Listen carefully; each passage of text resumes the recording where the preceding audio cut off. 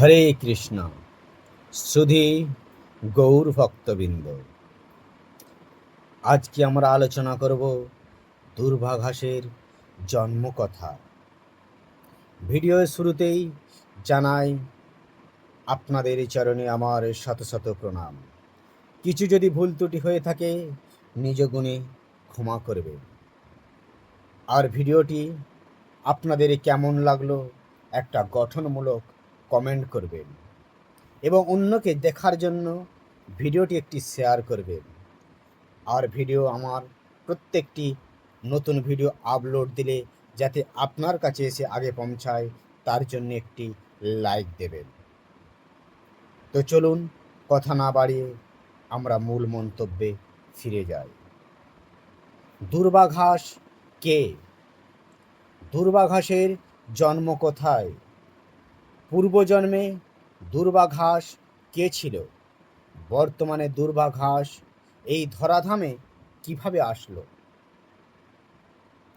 সনাতন ধর্মে দূর্বাঘাস অত্যন্ত পবিত্র ও মাঙ্গলিক। বিশেষ করে ভগবান গণেশের পূজায় দূর্বা অপরিহার্য। শ্রীমদ্ ভাগবত পুরাণ ও বেদ থেকে কিছু রেফারেন্স আপনাদের সামনে তুলে ধরব। শাস্ত্রমতে দূর্বাঘাস কোনো সাধারণ উদ্ভিদ নয়। এটি শ্রী বিষ্ণুর রোম থেকে উৎপত্তি। সমুদ্র মন্থনের সময় মন্দার পর্বতকে যখন দণ্ড বানিয়ে ভগবান বিষ্ণু যখন কুর্ম অবতার ধারণ করে তার পিঠের মধ্যে রেখে সেই সমুদ্র মন্থন করা হয়েছিল, তখন ভগবান বিষ্ণুর সেই রোমকূপ থেকে কিছু রোম ছিঁড়ে সমুদ্রে পড়েছিল। সেই সময় অমৃত উত্তোলন হয়েছিল। সেই অমৃত বিন্দুর সাথে সেই রোমকূপ মিশ্রিত হয়ে ধীরে ধীরে সেটা সমুদ্রের কিনারায় এসে সেই রোমকূপ থেকেই দুর্বার সৃষ্টি হয়েছিল। শুধু সমুদ্র মন্থন থেকে অমৃত পাওয়ার কারণেই অনেক কিছু বিশেষ বস্তু আমরা প্রাপ্ত হই। পুরাণ অনুসারে দূর্বাঘাস কোনো কারো অভিশাপ বা কোনো কিছুই ছিল না। এটি ভগবানের শরীরের অংশ এবং অমৃত মিশ্রিত। তবে গণেশ পুরাণে এটি কথন আছে। অনুলাসুর নামক এক অসুরকে গ্রাস করার পর গণেশের পেটে প্রচণ্ড জ্বালার সৃষ্টি হয়। তখন ৮৮,০০০ মুনিরা প্রত্যেকেই ২১টি করে দুর্বা নিয়ে গণেশের মাথায় অর্পণ করেছিলেন, যাতে তার পেট শরীরের জ্বালা ঠান্ডা হয়, তার তাপ নিবারণ হয়। এরপর থেকেই গণেশের শরীর ঠান্ডা হয়েছিল। তখন গণেশ ঘোষণা করেন যে দুর্বা অর্পণ করলেই আমি সন্তুষ্ট হব। শ্রীমদ্ ভাগবত পুরাণের অষ্টম স্কন্ধে প্রথম অধ্যায়ের অনুযায়ী সমুদ্র মন্থনকালে ক্ষীরোদ্র সাগর থেকে এক ঐতিহাসিক বস্তু সমূহ প্রকাশিত হয়েছিল।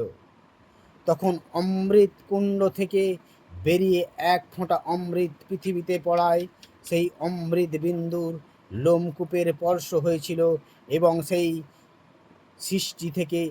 সৃষ্টি থেকেই মূলত সেই দুর্বার সৃষ্টি হয়েছিল।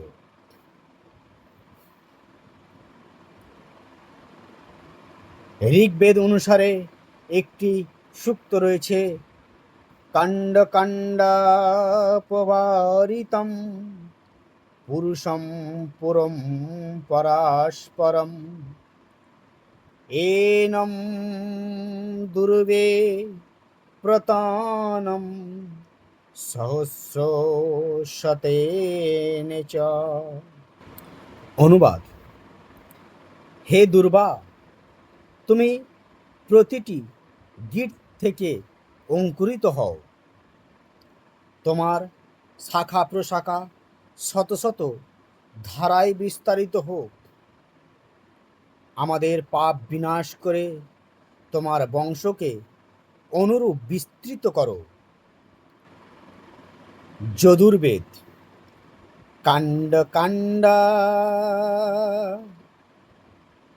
প্রসারিতম পুরুষম পুরু পরাস্পরম এনম দুর্বে প্রতোনম সহস্র শতায় চ। এই মন্ত্রটির অনুরূপ যজ্ঞে ব্যবহৃত হয়। হে পবিত্র দুর্বা, তুমি অমৃত থেকেই অমৃতজাত, তুমি আমাদের আয়ুর্বেদের সমৃদ্ধি প্রদান করো। অথর্ববেদ দধসহিম জাতম পাতম সর্বমেধসিম রাজা তেনমম সর্বকামনম সম্পূর্ণবয়ম। হে দর্ভ, তুমি জাতকের রক্ষাকর্তা এবং সকল ঔষধ বা উদ্ভিদের রাজা, তুমি সকলের শুভকামনা পূর্ণ করো। সামবেদ ঔষধিম প্রতিম মেধবাসম পুষ্পম ব্রোতিতম প্রসবিরম অশ্বা ইবম সজ্জিতম ঋতম রুধ পরাবিশম। অনুবাদ: পুষ্পবতী এবং ফলবতী ঔষধিগণে আমাদের আনন্দের দিকে তারা অশ্মেষয় ন্যায় তেজস্বী হয়ে আমাদের সকল বাধা থেকে পার করুন। সাত্ত্বিক শাস্ত্র ও বিষ্ণু পুরাণ শ্লোক: ততহমৃতম সুরশ্রেষ্ঠম সমূতম পন্নম মহাদহে তদ্বিন্দুম বিভম সম উৎপন্না দুর্বা বৈ পরম পাবনী। হে দেবশ্রেষ্ঠগণ, সমুদ্র হইতে অমৃতের উৎপন্ন হওয়ার সময় তার বিন্দু সমূহ থেকে লোক পাবনকারী দুর্বার সৃষ্টি হয়েছিল। শ্রীমদ্ ভাগবত পুরাণ।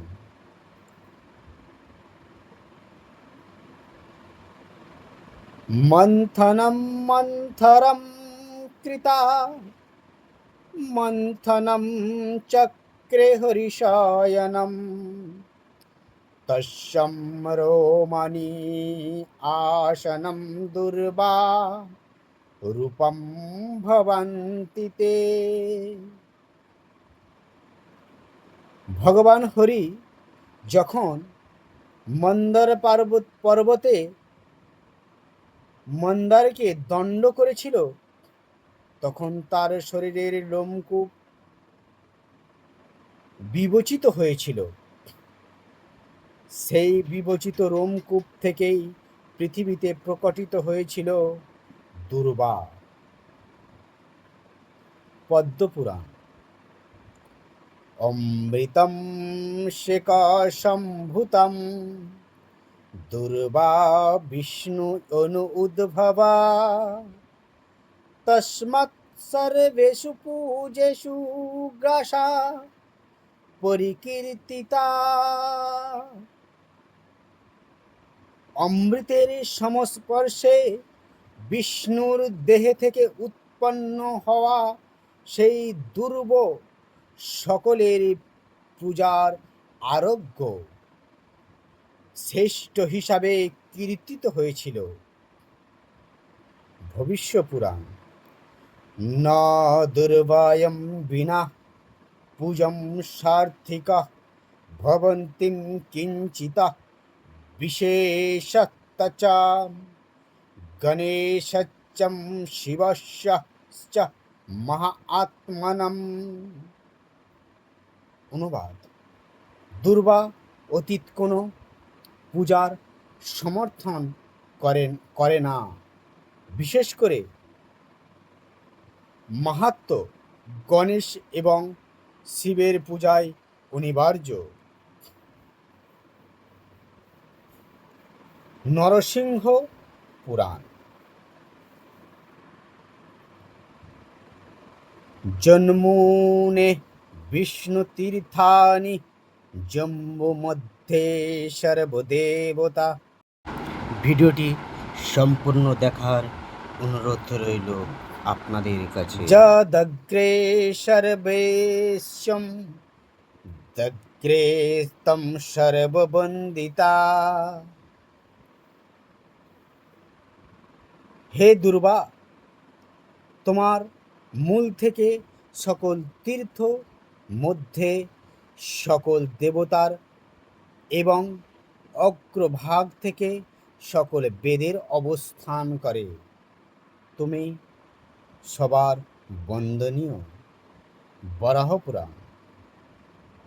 দুর্বা অঙ্কুরম যা চিত্রাবম সর্ববিঘ্নাপশান্তয়ে অক্ষয়ম লভতম পূর্ণ বিষ্ণুম সাজজম্মম পপজ্জাতা।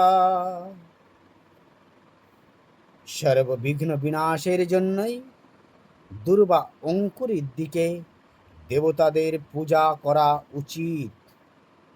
ফলে অক্ষয়ম পূর্ণ লাভ হয় এবং অন্তিমে বিষ্ণুর সাহায্য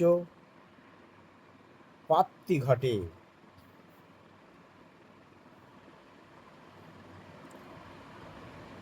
দুর্বা ঘাস আসলে শ্রী বিষ্ণুর এবং অমৃত মিশ্রিত রূপের আধ্যাত্মিক গুরুত্ব একটি উদ্ভিদ। এছাড়া দেবতাদের পূজায় অর্পণ বলেই বিবেচিত করা হয়েছে। আজ এই ছিল বলার। কিছু যদি ভুল ত্রুটি থাকে নিজ গুণে ক্ষমা করবেন এবং ভিডিওটা শেয়ার করে অন্যকে জানার সুযোগ করে দেবেন। রাধে রাধে।